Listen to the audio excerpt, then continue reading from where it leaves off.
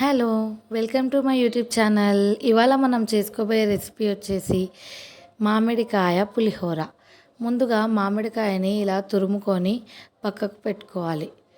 ఇలా తురుముకున్న దాన్ని పక్కన పెట్టుకొని గిన్నెలో ఆయిల్ వేసి ఆయిల్ కొంచెం హీట్ అయ్యాక ఆవాలు, జీలకర్ర వేసుకోవాలి.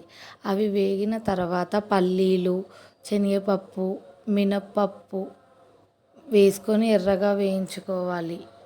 అలా వేగిన తర్వాత ఎండుమిర్చి వేసుకోవాలి.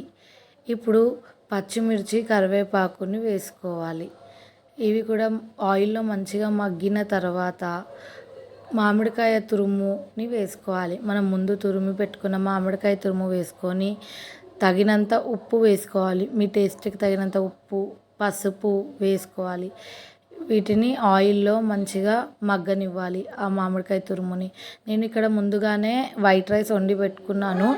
ఇటు సైడ్కి ఈ పోసు కూడా వేడవుతుంది. ఇప్పుడు ఈ వేడైన పోసులో ముందుగా మనం వండి పెట్టుకున్న అన్నం వేసి వేడి చేసుకోవాలి. ఇలా అన్నం వేసుకొని బాగా మిక్స్ చేసుకోవాలి. మొత్తం వైట్ రైస్ మొత్తం కలిసేలా మిక్స్ చేసుకొని వేడి చేసుకోవాలి కొద్దిసేపు.